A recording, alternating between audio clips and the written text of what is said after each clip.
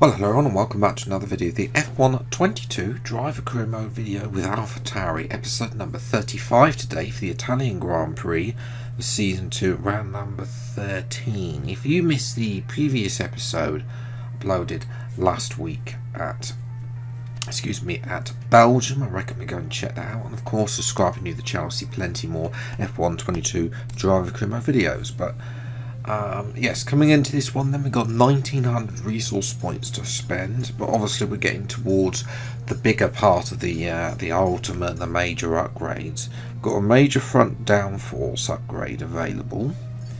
It's a shame that we haven't got any we've got a minor rear downforce. We've also got brakes available as well. We've got a discount on brakes. Weight redistribution, that's a major one. I'd love to do that one. Unfortunately, we don't have enough resource points for that.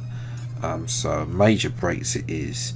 And also durability upgrade as well, because it was half price as well, which yes, not many upgrades for Italy. We'll have a couple. Hopefully, I get a couple more in Japan, because there's a bigger gap now between Italy and Japan. And then obviously we've got another big gap between Japan and Mexico. You know, to round off the season, this second season of career mode already. But we're very close to McLaren and Alpine, as Ferrari now the fastest team. Shock surprise that they brought upgrades to their home Grand Prix, but.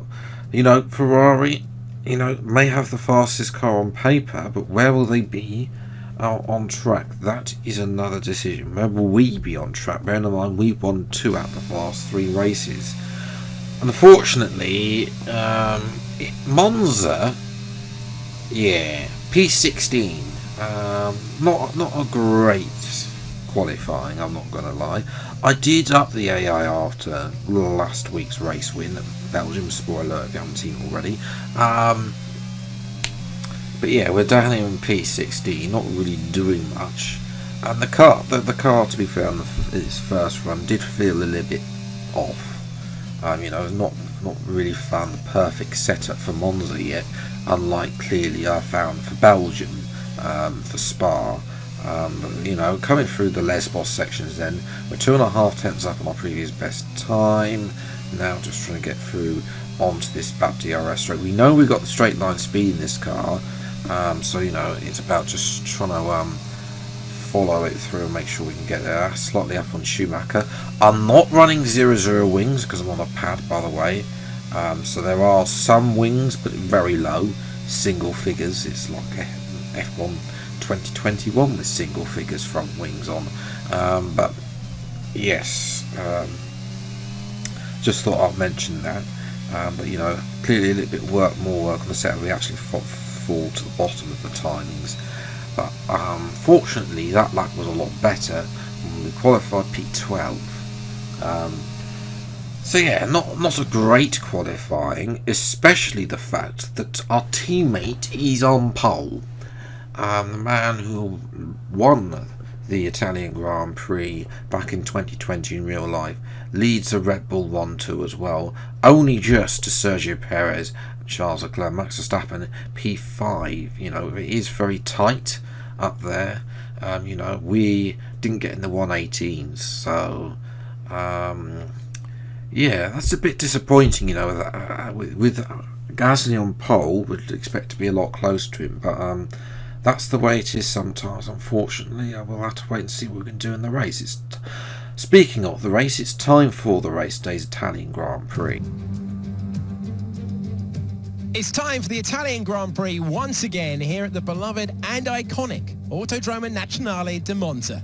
With the lowest downforce and drag of any circuit in the season, expect to see drivers making the most of the slipstream effect here today. With top speeds reaching 215 miles per hour, only a few places can challenge Monza's crown as the fastest track in F1. Hard braking zones going into the 3 chicanes make up the majority of the 11 corners on this 3.6-mile circuit. And just in case the slipstream wasn't enough, 2 DRS zones will help encourage some close action. Before we begin, let's take a quick look at the grid lineup for today's race. Pierre Gasly lines up on pole position, edging out Sergio Perez, who lines up P2. Looking at the rest of today's grid, we have Leclerc, Russell, Max Verstappen and Sainz, Norris, Vettel, Hamilton and Daniel Ricciardo, Ocon, Phoenix, Kevin Magnussen and Tsunoda, Albon, Mick Schumacher, Valtteri Bottas and Robert Schwartzman. Joe, Lance Stroll brings the grid to a close. That's it then. It's time to go racing as we head down trackside for today's race. Anthony Davidson joins me once again in the commentary box, and it's fantastic to have you here with us today. But I'm curious, as a man with experience out on the track, how do you stop those pre-race nerves from becoming overwhelming when you're lining up on the grid? Well, I imagine they'll be starting to feel the adrenaline as they anticipate the rundown into turn one, a bit like preparing to go into battle.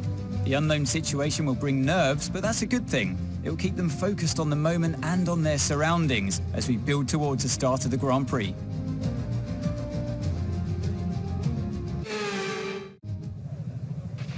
This is the team's home race. We're all relying on you to impress today. Thanks, Mark, for those words of encouragement. As Gasly, of course, impressing the team by starting on pole position. Race strategy is going to be a one-stop from, soft to mediums. I mean, soft is slower as well. And then here are 5 red lights for the Italian Grand Prix, and away we go, short hold there, and it's an okay start, but then they start pinching me on the left. We're going to keep to the right here to try and see if we can dive bomb a few cars. Pacific, oh yeah, we're going to dive bomb Hamilton here, try and get the move around the outside, give the AR room on the inside, and we get a warning for collision with Hamilton, but he was you get through that to P9, so a good start actually. That's why I'm looking around the outside. Hamilton not giving me any room there, then almost tries to take me out. Lewis, I know we banged to eyes and we have to swipe to cut him off there, but here, you know, I mean, I thought he was ready to put me in the wall there. We were on the grass, giving me no room whatsoever. At all at that corner, and then we cut him off as a retaliation, and justice is karma, because that area is Mick Schumacher making a move on Hamilton. Hamilton actually comes into the pit at the end of lap 1, so we've moved back to our PV, then on lap number 2, and already we've got Carl Lando going along with Leclerc. Sainz locks up, we're going to make full advantage, Norris asleep, and we're going to get past both of them. Nice little shot, nice little overtake there. As I say, Norris trying to get past Sainz, darting left and right, and Norris not looking where I was, and then Sainz gets the inside curve, and you're always going to get the better traction.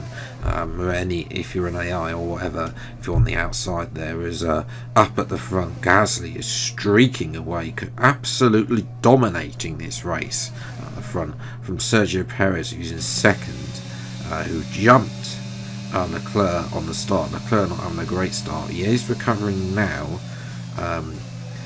on George Russell there, although Russell a little bit of a lap tap. We might be able to get in front of Russell as well, because we know how poor the Mercedes has been in a straight line in this career mode, and you know Russell should be a sitting duck. Yes, they have improved. He goes defensive to try and look. We're going to switch it from left to right. Oh, there's a bit of a lock up there for Leclerc.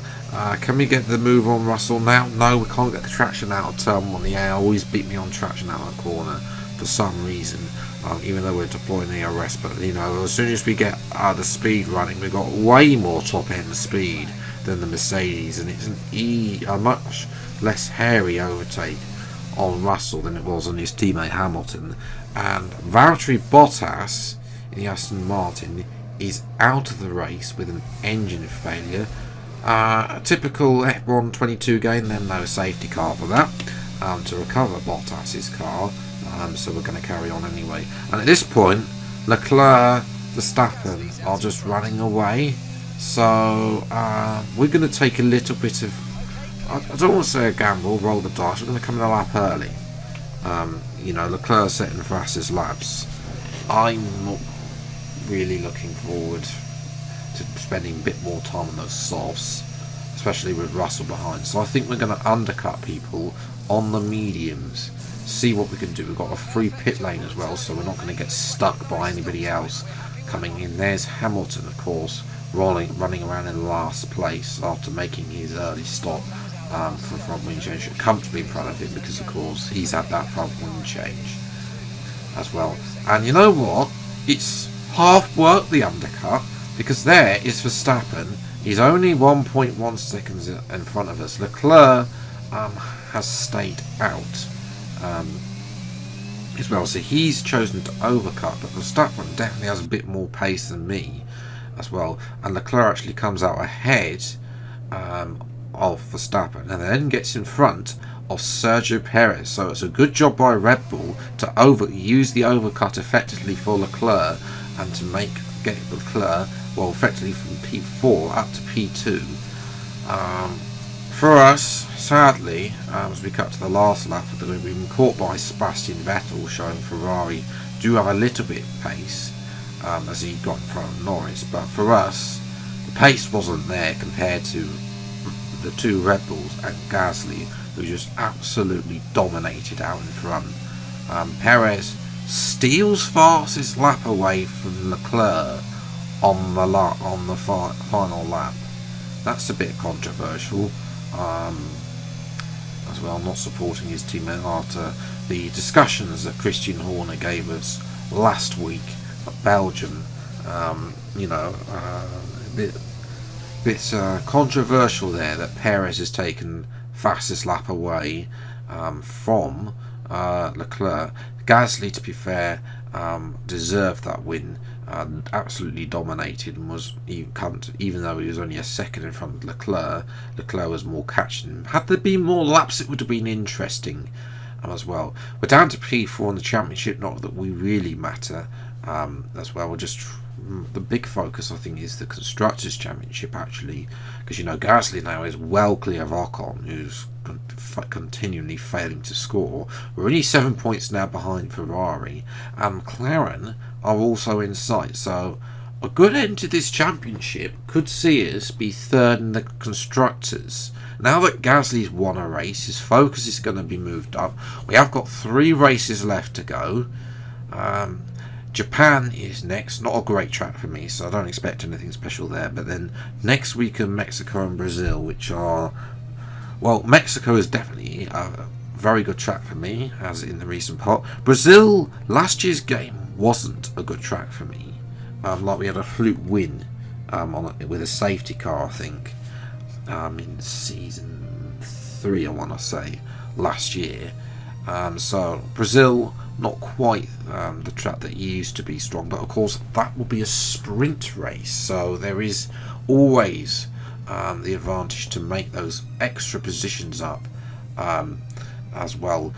If we have a poor or dreadful qualifying, we can always make those positions up and get a better starting position for the main race, basically, around Brazil. So those, of course, Japan will be out later in the week, and then Mexico and Brazil, the final 2 rounds, will be out next week, and then we'll be into season 3. So yes, if you have enjoyed this video, then you like, subscribe to the channel, and you see plenty more F1 22 drive command videos as and when they come out. Until the next video, then I'll see you next time. Take care, thanks so much for watching, enjoy your day, and goodbye.